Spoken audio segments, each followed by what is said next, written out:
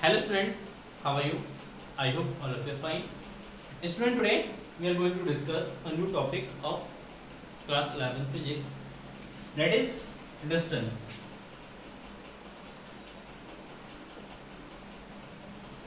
Distance and displacement. Discuss करेंगे distance and displacement की। Physics में डिस्टेंस एंड डिस्प्लेसमेंट का मीन्स क्या होता है और इसको किस तरीके से डिफाइन किया, ठीक है ना। Distance and displacement, what is mean of distance and displacement and क्या डिफरेंस है डिस्टेंस और डिस्प्लेसमेंट में, ठीक है। तो बेसिकली डिस्टेंस मीन्स हिंदी में कहते हैं दूरी, ठीक है ना। तो डिस्टेंस का मतलब क्या होता है, what is the mean of distance. तो distance mean it is a actual path length, actual path length. अगर कोई भी बॉडी मूव कर रहा है, ठीक है ना, तो उस जो बॉडी मूव कर रहा है वो जिस पाथ को फॉलो करता है उस पाथ की एक्चुअल जो लेंथ है उस एक्चुअल लेंथ को हम डिस्टेंस कहेंगे। लेट्स सपोज ए बॉडी है, ठीक है ना, ए पोजीशन से वो चलता है, इसके पास इस पाथ को फॉलो करता हुआ वो बी पॉइंट पे पहुंचा, ठीक है। जब इस पाथ को फॉलो करता हुआ बी पॉइंट पे पहुंचेगा तो इस कंडीशन में इस पाथ की जो टोटल लेंथ है, इस टोटल एक्चुअल लेंथ को हम क्या कहेंगे, distance ट्रेवर्स by the moving object. Clear. Distance means actual path length, ठीक है। या इसको हम डिफाइन अगर इसके अगर डेफिनेशन अगर लिखते हैं तो इसका डेफिनेशन लिखेंगे, it is the length of path, it is the length of path which is traversed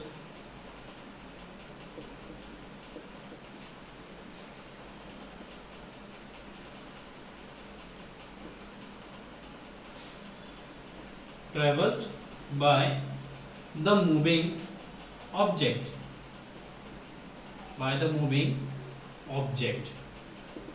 Clear? It is the length of path which is traversed by a moving object, ठीक है ना, between its initial and final position।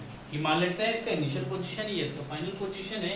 तो इस condition में initial and final position के बीच का जो actual path length है वो हमारा डिस्टेंस हो जाएगा। लेट्स सपोज एक बॉडी पहले ए पोजीशन से चलना स्टार्ट करता है और वो बी पोजीशन पे पहुंचा और बी से फिर वो कहाँ पे पहुंचा, सी पे।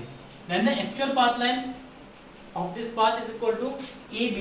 let's suppose ये 10 किलोमीटर है और ये 5 किलोमीटर है, तो इट मींस टोटल डिस्टेंस कितना ट्रैवल किया उसने, तो टोटल डिस्टेंस हो जाएगा 10 + 5, तो टोटल डिस्टेंस यहाँ पे हो जाएगा इसका 15 किलोमीटर। मतलब मूविंग जो ऑब्जेक्ट है उसने 15 किलोमीटर का डिस्टेंस ट्रैवल किया। क्लियर है। तो it is actual path length and it is denoted by S। इसको हम किससे डिनोट करते हैं, S से डिनोट करते हैं, ठीक है। क्लियर है। सम की पॉइंट्स ऑफ डिस्टेंस, सम की पॉइंट्स, कुछ की पॉइंट्स सबको याद रखने हैं, ठीक। फर्स्ट कि इसका जो यूनिट है वो मीटर होता है, ठीक। यूनिट जो है वो मीटर है।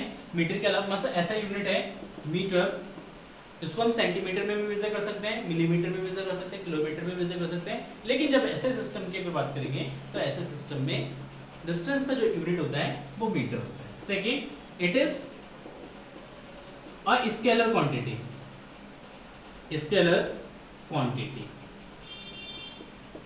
ठीक है। डिस्टेंस जो है एक स्केलर क्वांटिटी है, इसमें डायरेक्शन का कोई इंपॉर्टेंट नहीं होता है। कोई इंपॉर्टेंट नहीं है कि डायरेक्शन क्या है, बॉडी किस डायरेक्शन मूव कर रहा है, किस तरीके से मूव कर रहा है, इसका कोई इंपॉर्टेंस नहीं होता है। इसमें बस इंपॉर्टेंस ये होता है कि उसकी पाथ लेंथ कितनी है, कितना पाथ उसने कवर किया है, वो इंपॉर्टेंट रहता है इसमें, ठीक है ना। तो it is a scalar quantity. And second, it never, या distance of a moving body, distance of a moving body, moving body never be negative, ठीक है। जब भी कोई बॉडी मूव करेगा तो उस बॉडी का जो डिस्टेंस है वो कभी भी नेगेटिव नहीं हो सकता, डिस्टेंस कभी भी नेगेटिव नहीं होगा, ठीक है। यहाँ पे नेगेटिव डिस्टेंस का कोई मीन ही नहीं है, कोई इसमें मीनिंगफुल सेंटेंस नहीं बनेगा अगर डिस्टेंस नेगेटिव है, ठीक है। तो यहाँ पे डायरेक्शन का कोई इंपॉर्टेंट नहीं है, तो इसीलिए मूविंग बॉडी का जो डिस्टेंस है वो कभी भी नेगेटिव नहीं होगा। And fourth point, it never be equal to zero, equal to zero, ये कभी भी जीरो के इक्वल भी नहीं हो सकता है, डिस्टेंस कभी, अगर बॉडी मूव कर रहा है, अगर मूव कर रहा है वो ए टू बी अगर आ गया है, ए टू बी अगर मूव किया, स्मॉल सा डिस्टेंस भी अगर ट्रैवल करेगा तो इस कंडीशन में इसका डिस्टेंस कभी भी जीरो नहीं हो सकता, मतलब किसी भी मूविंग बॉडी का डिस्टेंस जीरो नहीं हो सकता, कभी भी वो नेगेटिव नहीं हो सकता, डिस्टेंस हमेशा कैसा होगा, पॉजिटिव, ठीक है ना, हमेशा पॉजिटिव होगा और कुछ ना कुछ उसका वैल्यू जरूर होगा, ठीक है। तो कुछ की पॉइंट्स हैं कि ऐसा यूनिट इसका मीटर है, स्केलर क्वांटिटी है, मूविंग बॉडी का डिस्टेंस कभी भी नेगेटिव नहीं हो सकता है, and it is a scalar quantity, ठीक है ना। नेक्स्ट डिस्प्लेसमेंट, तो displacement basically it is the shortest path length between initial and final position, मतलब डिस्प्लेसमेंट की अगर बात करें कि बॉडी कितना डिस्प्लेस हुआ है, तो यहाँ पे डिस्प्लेसमेंट एंड डिस्टेंस आपको सेम सेंस देता है कि डिस्टेंस कितना है, डिस्प्लेसमेंट कितना, आपको सेंस देता है, लेकिन अकॉर्डिंग टू फिजिक्स यहाँ पे डिस्प्लेसमेंट का एक अपना अलग मीन है, मतलब है। तो डिस्टेंस का, डिस्प्लेसमेंट का मीन्स होता है it is a shortest path length, shortest path length between initial and final position, final position of moving body, of moving body, मतलब अगर कोई भी बॉडी अगर मोशन के स्टेट में है, अगर वो मूव कर रहा है, ठीक ना, तो उस कंडीशन में उस मूविंग बॉडी का इनिशियल एंड फाइनल पोजीशन के बीच का जो शॉर्टेस्ट पाथ लेंथ होगा, शॉर्टेस्ट, ठीक ना, मतलब एक स्ट्रेट लाइन में जो पाथ लेंथ होगा उसको हम कहेंगे डिस्प्लेसमेंट कहेंगे। तो लेट्स सपोज अगर बॉडी इस तरीके से एक पाथ में मूव करता है तो इट मींस इसका ये एक्चुअल पाथ है, तो एक्चुअल पाथ लेंथ जो है वो क्या जाएगा, इसका डिस्टेंस हो जाएगा, लेकिन अगर ये इसका इनिशियल पोजीशन है, ये इसका फाइनल पोजीशन है, तो इनिशियल एंड फाइनल पोजीशन के बीच का जो शॉर्टेस्ट पाथ होगा वो ये होगा, एक स्ट्रेट लाइन में, ठीक है। अगर ए टू बी, मतलब ए कोई प्लेस है, बी कोई दूसरा प्लेस है, उसको जाने के लिए बहुत सारे रास्ते होते हैं, लेट सपोज ये हमारा कोई तीसरा पाथ है, तो इन सब में शॉर्टेस्ट पाथ कौन सा होगा, ये वाला पाथ होगा, ठीक है, जो एक स्ट्रेट लाइन से मैच करता हूँ ए और बी को, इनिशियल एंड फाइनल पोजीशन को। तो इस कंडीशन में ये जो पाथ है, शॉर्टेस्ट जो पाथ लेंथ होगा, ये शॉर्टेस्ट पाथ लेंथ उसको रिप्रेजेंट करेगा डिस्प्लेसमेंट को, ये इसको रिप्रेजेंट करेगा डिस्प्लेसमेंट। तो the definition of displacement is the shortest path length between initial and final position of a moving body is called displacement, ठीक है। तो कुछ की पॉइंट्स इसमें ये हैं, कुछ की पॉइंट्स, डिस्टेंस, सॉरी डिस्प्लेसमेंट का यूनिट जो है, यूनिट इसका मीटर ही है, डिस्प्लेसमेंट को भी मीटर में मेजर करते हैं ऐसे सिस्टम में, ठीक है। इसका डायमेंशन जो है, दोनों का डायमेंशन क्या होगा, मीटर एंड डिस्टेंस का डायमेंशन एल हो जाएगा, ठीक। मेन बात, displacement is a vector quantity, it is a vector quantity. देखो vector quantity and scalar quantity, vector quantity में क्या होता है, उसको रिप्रेजेंट करने के लिए ओनली मैग्नीट्यूड चाहिए होता है, डायरेक्शन का कोई इंपॉर्टेंस नहीं होता है। वेक्टर क्वांटिटीज में क्या होता है कि उसको रिप्रेजेंट करने के लिए डायरेक्शन एंड मैग्नीट्यूड दोनों का इंपॉर्टेंस होता है, ठीक है। तो यहाँ पे अगर डिस्प्लेसमेंट की बात करते हैं तो डिस्प्लेसमेंट हमारा क्या है, वेक्टर क्वांटिटी है, इट मींस इसका अपना एक डायरेक्शन भी रहेगा। तो इसका डायरेक्शन जो होगा, डायरेक्शन जो होगा वो from initial point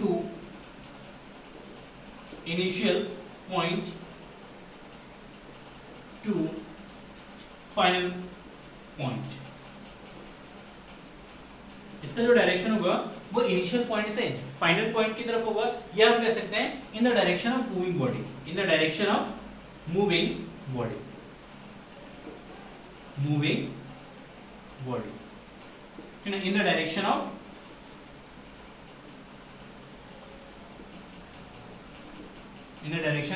moving body, मतलब बॉडी जिस डायरेक्शन में मूव करेगा वो भी इसका, अगर बॉडी अगर स्ट्रेट पाथ पे मूव कर रहा है, let suppose body A to B move कर रहा है स्ट्रेट पाथ पे, ठीक है, तो इस कंडीशन में डिस्प्लेसमेंट का डायरेक्शन होगा कि बॉडी जिस डायरेक्शन में मूव कर रहा है वो डायरेक्शन जो है यहाँ पे डिस्प्लेसमेंट का होगा, ठीक है। तो नेक्स्ट पॉइंट यहाँ पे कि जो हमारा डिस्प्लेसमेंट है, it is a vector quantity and direction of displacement is from initial point to final point या in the direction of moving body, ठीक। It may be positive, negative और जीरो। मोस्ट इंपॉर्टेंट ये है कि displacement का जो value है वो पॉजिटिव भी हो सकता है, वो नेगेटिव भी हो सकता है और वो जीरो भी हो सकता है, ठीक है ना। पॉजिटिव, नेगेटिव एंड जीरो, तीनों कंडीशन पॉसिबल है, ठीक है। लेट्स सपोज अगर बॉडी ए पे है, ए से वो चला गया बी पोजीशन पे, कितना मीटर, 10 मीटर, तो डिस्प्लेसमेंट कितना हुआ, स्ट्रेट पाथ में है, शॉर्टेस्ट डिस्टेंस है, तो यहाँ पे डिस्प्लेसमेंट कितना जाएगा, डिस्प्लेसमेंट यहाँ पे 10 मीटर, ठीक। अगेन लेट्स सपोज कि बॉडी बी पोजीशन से एक दूसरे पाथ को फॉलो करता हुआ वो अगेन कहाँ पे पहुंच गया, इस पाथ को फॉलो करता हुआ वो अगेन ए पोजीशन पे आ गया, तो इसका डिस्प्लेसमेंट कितना हुआ, अगेन वो जब इनिशियल पोजीशन पे आ जाएगा तो पहले गया डिस्टेंस, डिस्प्लेसमेंट कितना 10, तो यहाँ पे डिस्प्लेसमेंट हो जाएगा, पहले गया 10 मीटर, ये इसका डिस्प्लेसमेंट हो जाएगा, फिर अगेन जब ये बी टू ए आएगा तो डिस्प्लेसमेंट हो जाएगा माइनस, ठीक है। तो इट मींस अगर कोई भी बॉडी डिस्प्लेसमेंट कितना है 10 - 10 0, ठीक है ना। इट मींस अगर कोई भी बॉडी कोऑर्डिनेट एक्सिस के अकॉर्डिंग अगर मूव करता है, लेट्स सपोज ये हमारा कोऑर्डिनेट एक्सिस है x y and y dash and x dash, ठीक है। अगर कोई भी बॉडी ओरिजिन से x के पॉजिटिव डायरेक्शन में मूव करता है तो उसका डिस्प्लेसमेंट कैसा होगा, पॉजिटिव होगा। अगर बॉडी x ओरिजिन से नेगेटिव डायरेक्शन में मूव करता है तो इस कंडीशन में डिस्प्लेसमेंट कैसा होगा, नेगेटिव होगा, क्लियर। अगर कोई भी बॉडी y के पॉजिटिव डायरेक्शन में मूव करता है तो उसका डिस्प्लेसमेंट पॉजिटिव होगा। अगर कोई भी बॉडी y के नेगेटिव डायरेक्शन में मूव करता है तो इट मींस इसका डिस्प्लेसमेंट कैसा होगा, नेगेटिव होगा। तो अगर लेट्स सपोज अगर कोई भी बॉडी ए पोजीशन से वो बी पोजीशन की तरफ मूव करता है, लेट्स सपोज डिस्टेंस 10 मीटर है, ठीक ना, बी से फिर अगेन वो कहां पे जाता है, सी पे, तो बी टू सी डिस्टेंस कितना है 10 मीटर। अगेन बॉडी सबसे पहले ए टू बी गया, बी से सी गया, अगेन बी सी से वो कहां पे आ गया, बी पोजीशन पे, तो इसका डिस्प्लेसमेंट कितना होगा, पहले जाएगा तो 10 प्लस का, बी टू सी जाएगा तो 10 प्लस का, जब सी टू बी आएगा तो यहाँ पे डिस्प्लेसमेंट इसका -10, क्योंकि अपोजिट आ रहा है ना, जब अपोजिट मोशन होगा, अपोजिट डिस्प्लेसमेंट होगा, तो अपोजिट डिस्प्लेसमेंट भी किसको रिप्रेजेंट करेगा, नेगेटिव डिस्प्लेसमेंट। तो यहाँ पे टोटल जो डिस्प्लेसमेंट हो जाएगा, टोटल डिस्प्लेसमेंट हो जाएगा प्लस का 10 प्लस का 10 माइनस का 10 and that is equal to 10।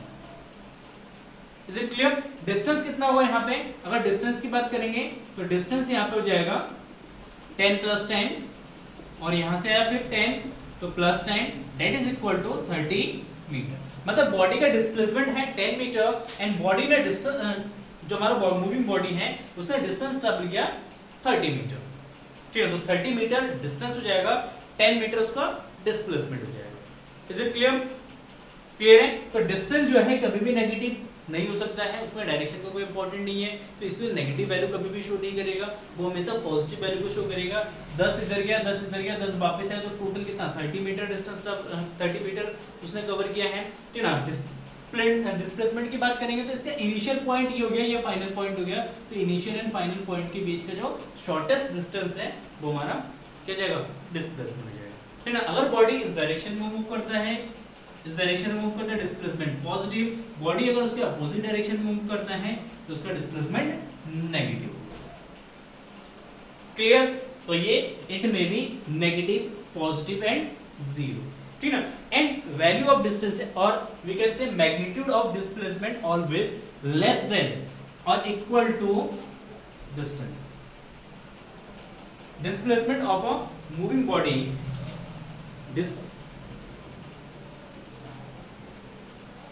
displacement of a moving body is always equal or less than distance,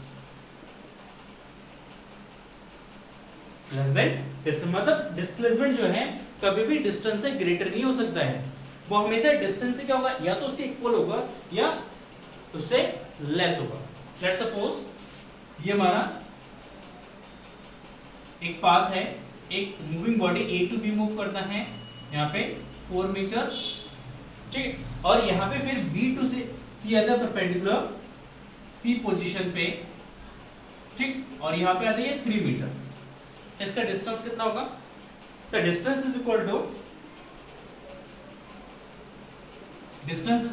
4 + 3, actual path length 4 और प्लस 3, मतलब AB plus BC, AB plus BC।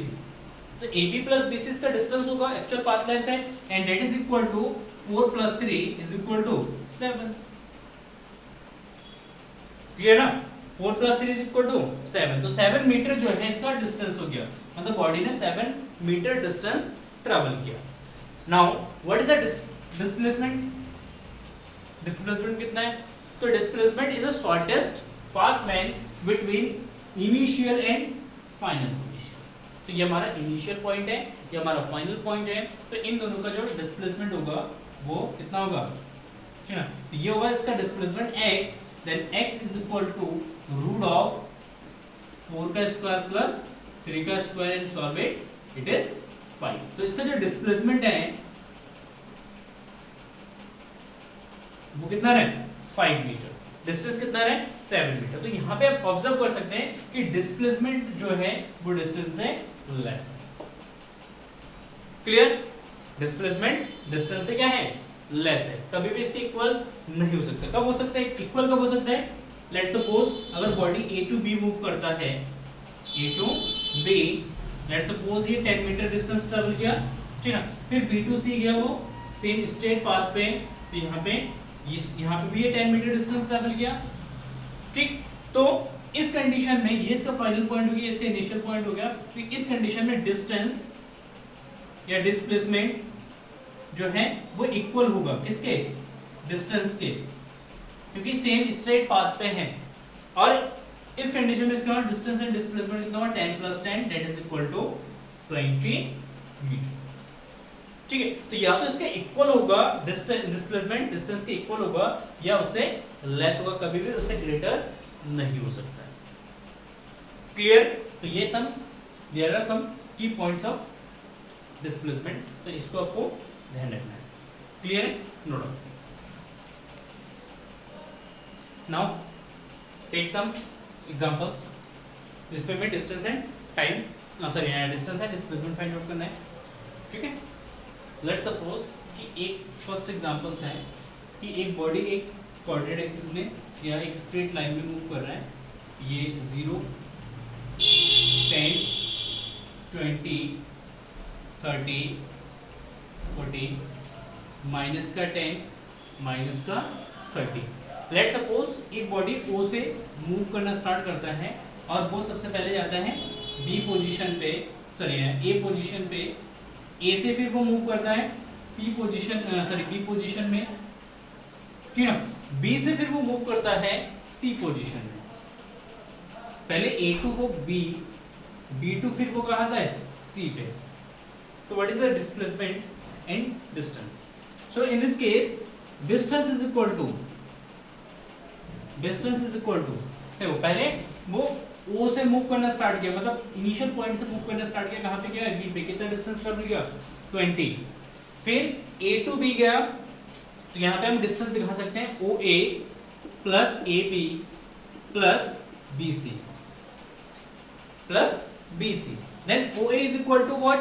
OA is equal to 20 and plus AB is equal to 20 से 40 तक, तो distance होगा 20 and plus what is the BC, BC is equal to, देखो यहाँ से यहाँ तक 40 और यहाँ से यहाँ तक 30, 40 प्लस 30 कितना होगा 70, तो BC इज इक्वल टू 70, तो ये जाएगा 110 यूनिट, ठीक है ना, मीटर में जाएगा मीटर में, किलोमीटर में तो किलोमीटर में। Now what is the displacement, displacement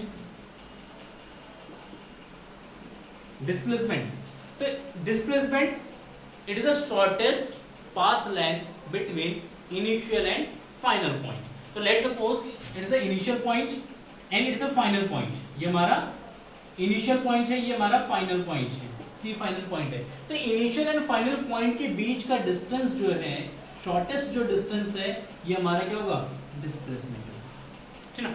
या हम इस तरीके से कह सकते हैं बॉडी पहले A टू B गया, B टू C, B से फिर O पे आ गया, तो पहले A से B, B से फिर A, डिस्प्लेसमेंट कितना हो गया 0, क्योंकि वो इनिशियल पॉइंट पे पहुंच गया, ठीक है। फिर इनिशियल मतलब O से फिर वो कहाँ पे गया, C पे, तो इनिशियल एंड फाइनल पॉइंट के बीच का शॉर्टेस्ट पाथ लेंथ ये हो जाएगा हमारा displacement, and displacement is equal to जाएगा OC and that is equal to minus का 30 यूनिट, क्लियर। तो डिस्टेंस हो जाएगा 110 यूनिट एंड डिस्प्लेसमेंट हो जाएगा माइनस का 30 यूनिट। यहाँ पे माइनस साइन इंडिकेट कर रहा है कि वो अपोजिट डायरेक्शन में है, इसको शो कर रहा है अपोजिट डायरेक्शन को शो कर रहा है, क्लियर है। नाउ लेट्स सी नेक्स्ट,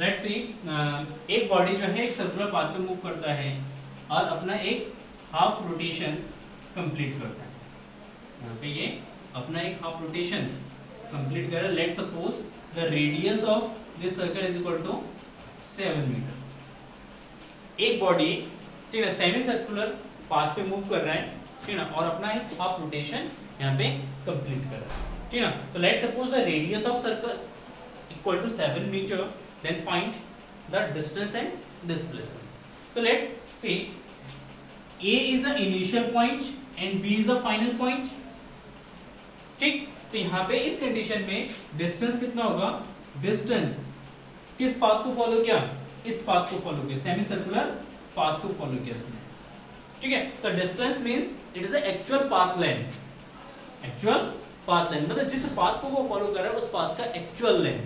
तो यहाँ पे ये सेमी सर्कुलर पाथ है, तो सेमी सर्कुलर पाथ का जो लेंथ होगा यहाँ पे ये हो जाएगा 2 पाई R/2, क्योंकि सर्कल का सेमी सर्कमफ्रेंस कितना होगा 2 पाई R का हाफ, क्योंकि सेमी सर्कल है तो उसे डिवाइड करेंगे, तो that is equal to pi R, तो इट मींस पाई 22/7 इंटू 7 से 7 cancel, that is equal to 20 metre. तो डिस्टेंस कितना होगा 22 metre and displacement means again it's the shortest path length between A and B। तो A and B का shortest path length क्या हो गया, इसका डायमीटर। जो हमारा सेमी सर्कुलर पाथ है या सेमी सर्कल है, इस सेमी सर्कल का जो डायमीटर है, ये डायमीटर जो है वो शॉर्टेस्ट पाथ लेंथ है, और ये शॉर्टेस्ट पाथ लेंथ जो है AB is equal to 7 plus 7 is equal to 14 metre. यहाँ पे डिस्प्लेसमेंट कितना जाएगा 14 मीटर, क्लियर, ठीक। चलिए देखते हैं next. Let's suppose again a body are moving in a circular path and it covers 3/4 part of the circle। एक body जो है वो सर्कुलर पाथ पे मूव कर रहा है और वो 3/4 पार्ट क्या करता है, इसका कंप्लीट कर देता है, इस तरीके से वो इस तरीके से सर्कुलर पाथ पे मूव करता है, और इसका जो मोशन होता है यहाँ पे ये अपना सर्कल का 3/4 पार्ट कंप्लीट करता है, 3/4 पार्ट, ठीक है, मतलब 75% पाथ को कर रहा है, कंप्लीट कर रहा है। तो लेट्स सपोज यहाँ पे diameter of radius of circle is equal to 40 metre, then find the distance and displacement. अगर इस तरीके के पाथ में सर्कल कोई बॉडी मूव कर रहा है तो A पॉइंट से वो B पॉइंट पे आ गया, तो A is a final point and A is a initial point and B is a final point. Then distance, again distance क्या हो जाएगा यहाँ पे, डिस्टेंस इज इक्वल टू ठीक है ना। Actual path length of this path, ठीक है ना, ये सेमी सर्कुलर जो पाथ है इसकी टोटल जो पाथ लेंथ होगा, ठीक है ना, ये हमारा डिस्टेंस हो जाएगा, ठीक है ना। तो ये हो जाएगा 3/4 into 2 pi r, 3/4 part circle का और पूरे सर्कल का सर्कमफ्रेंस कितना जाएगा 2 पाई r। तो 2 पाई r की 3/4 से हम मल्टीप्लाई कर देंगे, 3/4 इंटू 2 पाई r, 2 से इसकी डिवाइड कर देंगे तो 3/2 into pi, pi is equal to 22/7 into 14, 7 2 जा 14, 14 से 14 कैंसिल किया जाएगा 66 मीटर। यहाँ पे डिस्टेंस हो जाएगा 66 मीटर एंड डिस्प्लेसमेंट क्या हो जाएगा, it is actual path length between initial and final point, ये इनिशियल पॉइंट हो गया या फाइनल पॉइंट हो गया, इनके बीच की शॉर्टेस्ट पाथ लेंथ, ये जाएगा शॉर्टेस्ट पाथ लेंथ। यहाँ पे ये शॉर्टेस्ट पाथ लेंथ किसके इक्वल हो जाएगा, AB के इक्वल होगा, ठीक है ना। तो AB इज इक्वल टू, अगर देखेंगे तो ये राइट एंगल ट्राइंगल है, ये 90 डिग्री का है, ये 14 का है, तो इसका हाइपोटेनियस इज इक्वल टू जाएगा, AB हाइपोटेनियस है, दैट इज इक्वल टू 14 का स्क्वायर प्लस 14 का square, that is equal to 14 root 2 metre. ये क्या जाएगा displacement, it's a displacement and 66 is distance. तो इस तरीके से हम क्या कर सकते हैं, distance and displacement find out कर सकते हैं और उसमें अलग अलग तरीके से हम उसमें डिफरेंसेस देख सकते हैं, ठीक है।